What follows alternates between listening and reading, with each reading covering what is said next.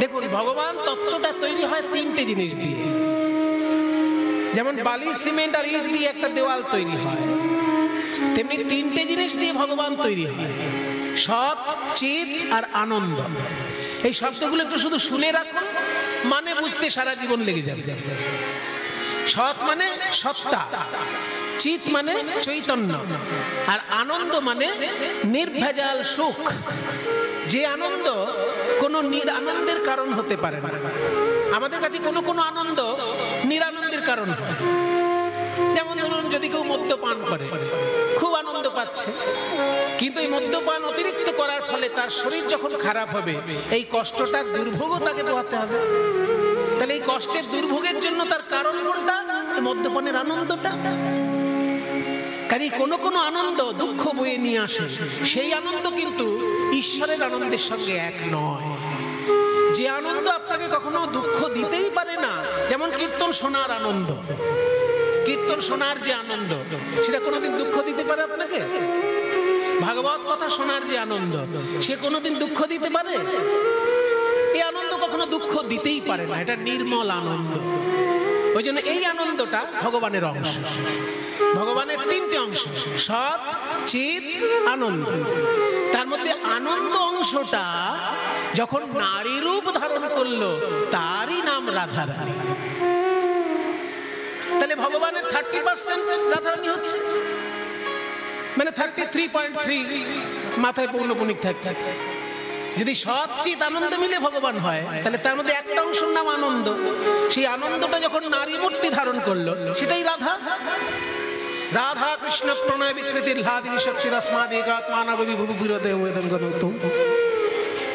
তাহলে রাধারানী যদি কৃষ্ণের আনন্দময় মূর্তি হয়, আনন্দময়ী মূর্তি হয়, তারই কাছে কৃষ্ণ ঋণী হয়েছে। কেন না? শ্রীকৃষ্ণ ততখানি প্রেম জানেন না যতখানি প্রেম রাধারানী জানেন। সেই জন্য রাধারানীর কাছে প্রেমের ঋণী শ্রীকৃষ্ণ। মনে করুন, আপনি গরিব মানুষ, আর আপনার জমি চাষ করার জন্য মাঝে মাঝে দাদন টাকা পয়সা ঋণ নিতে হয়। এবার যিনি আপনাকে ঋণ দেন, তিনি প্রত্যেকবারই আপনাকে গালাগালি দেন, কিন্তু ঋণও দেন। তখন আপনার মনে হয় না যে গালাগালিটা শুনলেও কোনো অসুবিধে নেই, ঋণটা তো দেবে। গালাগালি দিয়ে যদি ঋণ না দিত, তাহলে খুব বিরক্ত লাগে। তা শ্রীকৃষ্ণ আজকে রাধারানীকে বলছে, তুমি হচ্ছ প্রেমের মহাজন, মানে প্রেম তোমার কাছে ধার পাওয়া যায়। তুমি যখন আমাকে ওই প্রেম আমি ধার শোধ করতে না পারলে, তুমি যখন আমাকে গালাগালি দাও, ওটা শুনতেও আমার খুব মজা লাগে। রাধে তুমি মহাজন, যে করো ভৎসন, সুধা সম মোহে লাগে। রাধে তুমি মহাজন, যে করো ভৎসন, সুধা সম সার লাগে। তুমি আমাকে যখন ভৎসনা করো, আমার একদম সুধার মতো লাগে। তোমার ওই গালাগালি গুলো যেন আমার কাছে অমৃতের মতো লাগে। হ্যাঁ, প্রিয়া যদি মান করি করো এ ভৎসন। বলছি, যদি ব্রাহ্মণ বেদমন্ত্র উচ্চারণ করে, তাহলে ভগবান অত্যন্ত খুশি হন। কিন্তু সেই ভগবান আবার যখন ব্রজগোপী গালাগালি দেন, আরো বেশি করে খুশি হন। তাই বলছে, প্রিয়া যদি, চরিতামৃতে বলছেন যে প্রিয়া যদি মান করি করয়ে ভৎসন, বেদস্তুতি হইতে তাহা হরে মোর। তুমি মহাজন, বলে তুমি আমার প্রেমের গুরু। তুমি আমার প্রেমের গুরু, আমায় প্রেম করা শিখাইয়েছ, তাই তুমি আমার প্রেমের গুরু। আমায় প্রেম করা শিখায়েছ, রাই তুমি আমার প্রেমের গুরু। রাধে তুমি মহাজন, রাধে তুমি মহাজন, যে করো ভৎসন, সুধা সম মোহে লাগে। রাধে তুমি মহাজন, যে করো ভৎসন, সুধা সম মোহে লাগে। তুমি তোমাকে প্রীতি শিখিয়েছো, তাই তুমি আমার মহাজন, আমি তোমার ধার শোধ করতে পারি না বলে তুমি যখন গাল দাও সেটা যেন আরো মিষ্টি লাগে। প্রীতি রভস আগে, তবে আমি কিন্তু শোধ করার চেষ্টা করেছি, আমি সে চেষ্টা করেছি, পারিনি। শোধিব শোধিব মনেতে ভাবিলাম, ঋণী হইলাম, বন্ধ, আমি বাধা পড়ে গেলাম, আমি বদ্ধ হয়ে গেলাম ঋণে, কিন্তু সেই ঋণ আমার শোধ করা হলো না। আমি শোধিব শোধিব মনেতে ভাবিলাম, বন্দী হইলাম ঋণে। আমি শোধিব শোধিব মনেতে ভাবিলাম, বন্দী হইলাম ঋণে। আহা কান্ত কহে কানু, কান্ত কহে কানু, তুমি গৌর হইলে। ওই কান্ত কহে কানু, তুমি গৌর হইলে। সেদিন খালাস পাইবে ঋণে।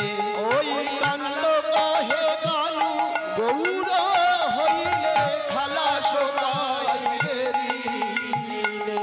সেদিন ঋণে খালাস হবে, সেদিন দিনে খালাস হবে।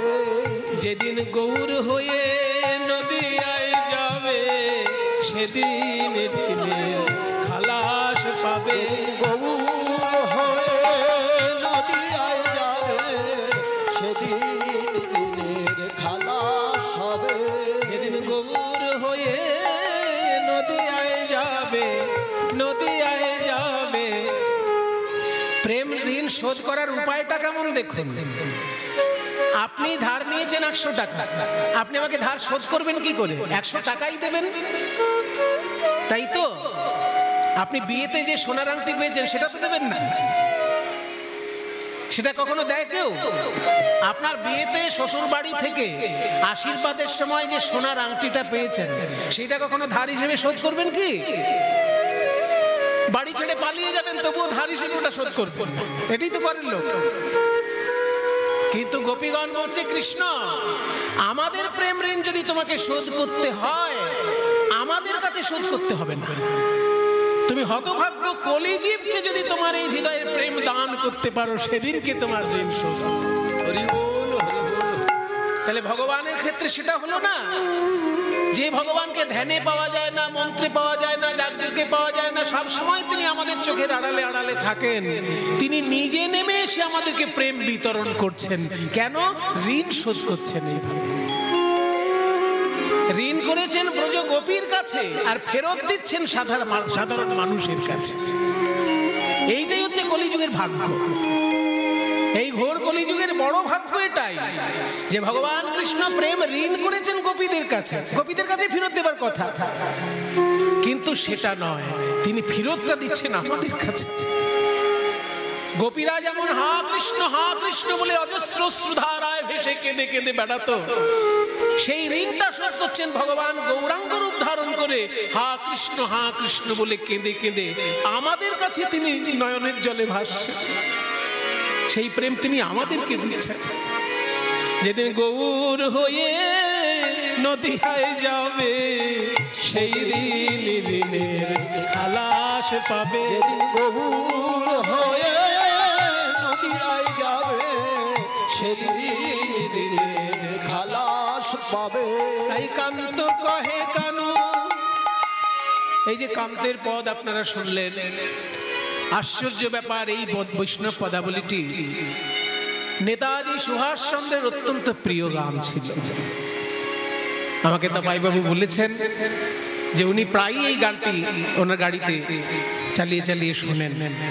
নেতাজির প্রিয় কীর্তন, নেতাজির প্রিয় অনেক গান ছিল, তার মধ্যে বেশ কিছু কীর্তনও আছে। তার মধ্যে এইটা একটা, যে আমাদের দেশের স্বাধীনতা সংগ্রামে যারা নিজের সংসারের সুখ তুচ্ছ করে দিয়ে নিজেদের প্রাণ বিসর্জন দিয়েছেন, নিজেদের জীবনটাকে উৎসর্গ করেছেন যারা আমাদের দেশের স্বাধীনতার জন্য, তাদের মধ্যে নেতাজি সুভাষ আমাদের কাছে প্রাতঃস্মরণীয় পূজনীয় ব্যক্তিত্ব। তার প্রিয় কীর্তনগুলির মধ্যে এইটি। আহাকান্ত কহে কানু গৌর হইলে, কান্ত কহে কানু গৌর হইলে খালাস পাইবে ঋণে। ওই কান্ত কহে কানু গৌর হইলে খালাস পাইবে ঋণে। যেদিন তুমি গৌর হয়ে হা কৃষ্ণ বলে কেঁদে কেঁদে পথে পথে ছুটে বেড়াবে, সেদিন জানবে এই গোপীরা কিভাবে কৃষ্ণ বলে কেঁদে কেঁদে পথে ছুটে বেড়াতো। এই ঋণ তোমার কলিযুগে গিয়ে শোধ হবে। তাই আজকে কলিযুগে মহাপ্রভু হানাথ হানাথ বলি লুটায় ধরণী। এমন সময় যখন সারা রাত্রির মহাপ্রভু পরিধামে গম্ভীরা ঘরের মধ্যে কৃষ্ণ কৃষ্ণ বলে কাঁদতেন, তার দুই পাশে দুই মহাজন বসে থাকতেন। একজন হচ্ছেন রামানন্দ রায়, আর একজন হচ্ছেন স্বরূপ দামোদর। বৃন্দাবনে যেমন রাধারানীর দুই দিকে থাকতো দুই প্রিয় সখী ললিতা আর বিশাখা, সেই ললিতা বিশাখাই কলিযুগে রামানন্দ রায় আর স্বরূপ দামোদর। তাদের কাছে কৃষ্ণ বিরহে মহাপ্রভু কাঁদছেন। কাঁদিয়া রজনী পোহায়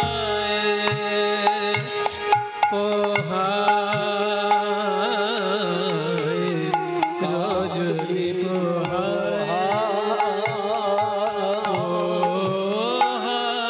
কাঁদিয়া রজনী পোহায়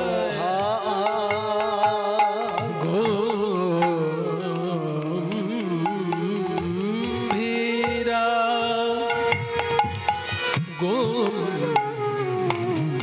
গম্ভীরা গম্ভীরা ভিতরে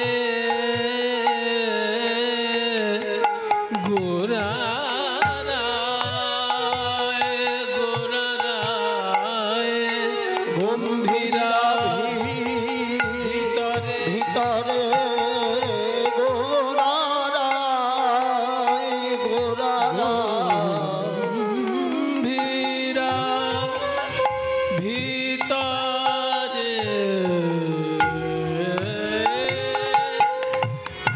গোরারায়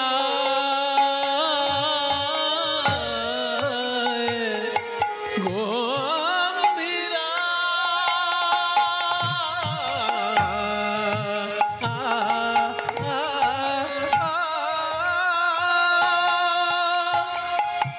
গম্ভীরা ভিতরে গম্ভীরা গম্ভীরা গম্ভীরা ভিতরে গম্ভীরা ভিতরে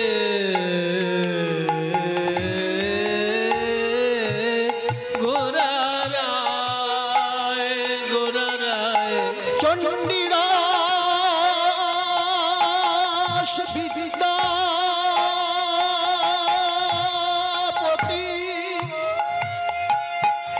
রায়ের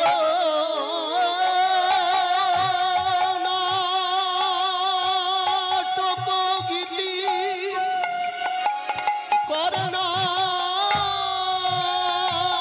করণামৃত শ্রীগীত গোবিন্দ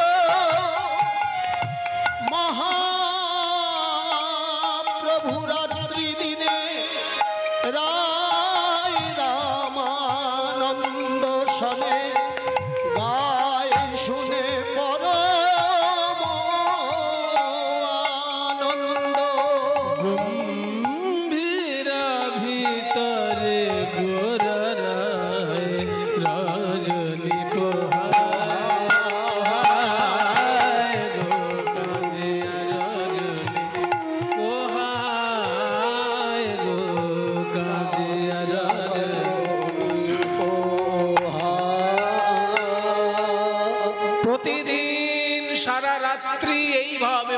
মহাপ্রভু কাঁদেন, ভক্তগণ বলেন ঋণ শোধ করছেন। আর স্বরূপ রামানন্দের চোখে ঘুম আসে না যে মহাপ্রভু একটু না ঘুমলে আমরা কি করে ঘুমবো। আর দিনের বেলায় একটা ঘটনা ঘটলো একদিন। একটা সাধারণ লোক, অতি সাধারণ লোক, সমুদ্রে স্নান করে আর জগন্নাথের মন্দিরে এসে প্রণাম করে। আপনারা পুরীতে গেছেন তো? যারা যাননি যাবেন। পুরী হচ্ছে আমাদের পূর্ব ভারতের মধ্যে একটি প্রধান তীর্থ। বাঙালিদের মধ্যে যেমন পূর্ব ভারতের প্রধান তীর্থ হচ্ছে গঙ্গাসাগর। এই গঙ্গাসাগর ছাড়া অন্য সমস্ত তীর্থই যেগুলো বাংলায় আছে সেগুলো বাঙালিদের জন্য, সারা ভারতের লোকের জন্য। কিন্তু সারা ভারতের লোকের জন্য বা সারা পৃথিবীর লোকের জন্য যেমন নবদ্বীপ একটা মহাতীর্থ, তেমনি সারা ভারতবাসীর জন্য গঙ্গাসাগর একটা তীর্থ। দেখবেন গঙ্গাসাগরের সময় ভারতের কোন কোন থেকে লক্ষ লক্ষ মানুষ আসে। তেমনি উড়িষ্যার মধ্যে ভারতের শ্রেষ্ঠ তীর্থগুলির মধ্যে হচ্ছে জগন্নাথের মন্দির। অবশ্যই যাবেন। সমুদ্রে স্নান করে জগন্নাথের মন্দির পর্যন্ত আসতে 2 কিলোমিটার রাস্তা। এই রাস্তাটার মধ্যেই সমুদ্র থেকে মন্দিরের দিকে আসার সময় ডান দিকে পড়বে যে মন্দিরে মহাপ্রভু থাকতেন, সেই মন্দিরটার নাম গম্ভীরা মঠ বা রাধাকান্ত মঠ। ওই রাস্তায় লোকটি আসছে, স্নান করে জগন্নাথ মন্দিরে প্রণাম করে, তারপরে বাড়িতে গিয়ে খাওয়া দাওয়া করে কাজে চলে যায়। রোজকার ঘটনা। সেই লোকটা যেহেতু সাধারণ কর্মী লোক, অত কিছু বোঝে না শাস্ত্রের, আর বুঝতে চায়ও না, বোঝার সময়ও নেই তার। এইটুকু বুঝে নিয়েছে যে সমুদ্রে স্নান করা মহাপুণ্য, জগন্নাথকে প্রণাম করা মহাপুণ্য।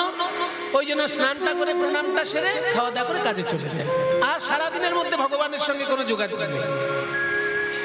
তবে হ্যাঁ, এই যে সমুদ্র থেকে মন্দির 2 কিলোমিটার, এই রাস্তাটা যখন হেঁটে আসে তখন কারোর সঙ্গে গল্প করে না, হরিনাম করতে করতে আসে।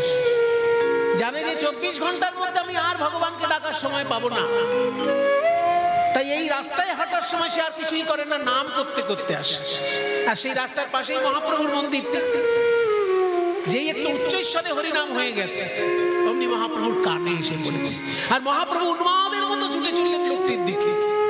উন্মাদের প্রায় গোরা ছুটি ছুটি ধায়, ওই উন্মাদের প্রায় গোরা ছুটি ছুটি ধায়, আমায় বলে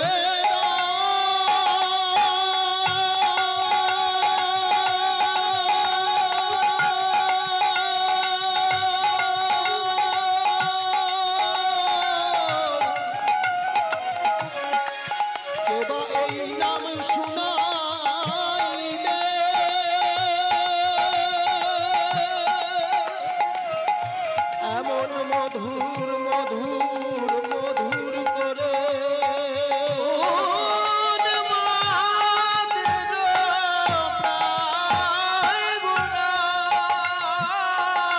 ছুটি ছুটি যে করে গোবিন্দ নাম, প্রভু ধরে তার পায়। যে করে গোবিন্দ নাম ধরে তার পায়। অতি সাধারণ লোক, বেশি ধর্ম বোঝে না, আর বোঝার সময় নেই। শুধু স্নান করে মন্দিরে আসার সময় রাস্তায় হরিনাম করে, এইটুকুই তার ধর্ম। আর সে লোকটা এইটুকু খবর রেখেছে যে যিনি জগন্নাথ তিনিই কৃষ্ণ, আর তিনিই বর্তমানে চৈতন্যদেব। আর সেই চৈতন্যদেব যখন পায়ের কাছে এসে পড়লো, লোকটির কি অবস্থা হয়? আহা প্রভু, আপনি কি করছেন? আপনি যদি আমার পায়ে হাত দিয়ে বলেন আমার নরকেও জায়গা হবে না প্রভু, আমি কোনো বড় ভক্ত নই, খুব সাধারণ মানুষ। গৌরসুন্দর বলছে, না ভাই, তুমি কৃষ্ণ নাম যখন করেছো, কৃষ্ণের খবর তুমি দিতে পারবে। জানো যদি আমায় বলে দাও গো, জানো যদি আমায় বলে দাও গো, আমি কেমন করে পাবো তারে। জানো যদি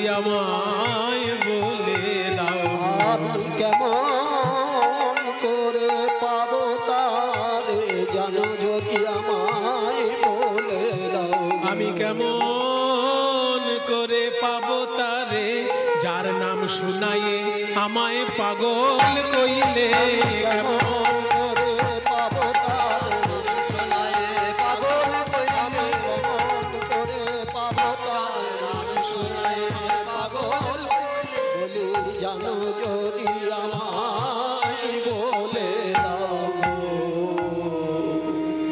সাধারণ লোক কিছুই বুঝতে পারছে না মহাপ্রভু কেন ওই সাধারণ লোকটার কাছে এরকম কাকুতি বিনতি করে কাঁদছে। বাসুদেব ঘোষ বলছে আমি একটু চেষ্টা করে বলতে পারবো। সমুদ্রের ধারে দাঁড়িয়ে থাকলেই বলা যায় না যে কখন ঝড় উঠবে। যারা সমুদ্র নিয়ে দিনরাত গবেষণা করে, যারা আবহাওয়া নিয়ে গবেষণা করে, তারাই বলতে পারে ঝড়টা কখন উঠবে। ঠিক তেমনি বাসুদেব ঘোষ শুধু মহাপ্রভুর সঙ্গে নাচ গান করে তা নয়, প্রতি মুহূর্তে খবর রাখে মহাপ্রভুর কোন ভাব কেমন ভাবে প্রকাশ পাচ্ছে। তাই আজকেও বাসুদেব ঘোষ বলছে শোনো, কেন মহাপ্রভু ওই সাধারণ লোকের পায়ে ধরে কাঁদছে জানো? আসলে এখন মহাপ্রভু আর মহাপ্রভু নয়, রাধারানী হয়ে গেছে। আর ওই সাধারণ লোকটিকে মহাপ্রভু ভাবছেন নারদ মুনি। বৃন্দাবনে যখন নারদ মুনি এসেছিল তখন রাধারানী তাকেও পায়ে ধরে বলেছিল আমার প্রাণনাথ কৃষ্ণ কোথায়। তখন নারদ মুনি বলেছিলেন রাধে তুমি কেঁদো না, তোমার প্রাণনাথের সঙ্গে মিলন ঘটানোর দায়িত্ব আমার। প্রভাস তীর্থে আমি তোমার প্রাণনাথের সঙ্গে মিলন ঘটাবো, তবে আমি ভালো করে নিঃশ্বাস নেব। আজকে সেই নারদ মুনিকে মনে করছেন ওই সাধারণ লোকটিকে, মনে করছে সেই নারদ মুনি, আর নিজে হয়েছেন রাধা। তাই প্রভাস তীর্থের যে লীলা, সেই লীলা আজকে মহাপ্রভুর মনে পড়েছে। এত বলি গোরা চাঁদের লোরে নয়ান ভাসে, প্রভাস পড়ল মনে কহে বাসু ঘোষে, আরে প্রভাস পড়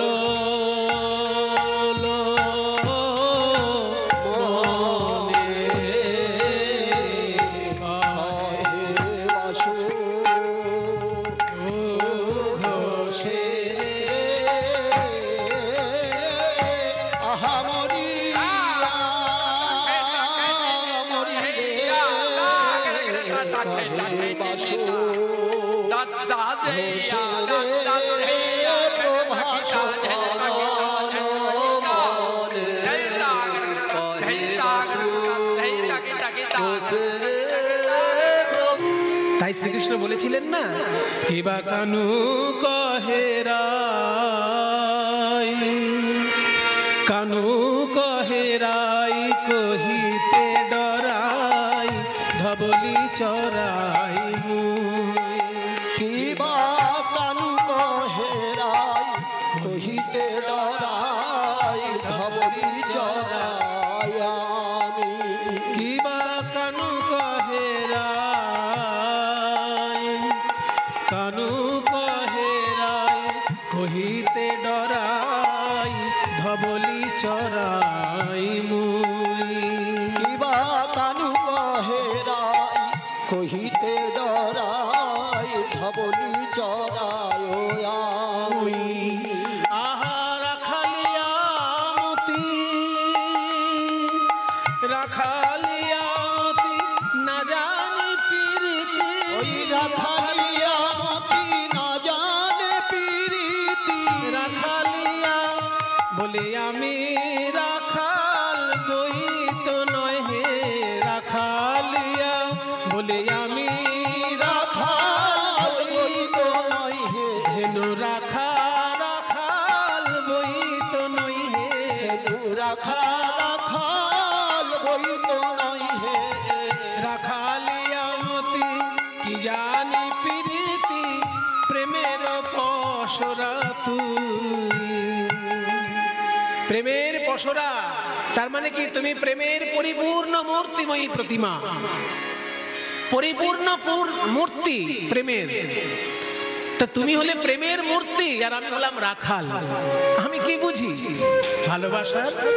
রাধে তুমি মহাজন যে করো ভৎসন, সম মোহে লাগে। রাধে তুমি মহাজন যে করো ভৎসন সুধা সমসার লাগে।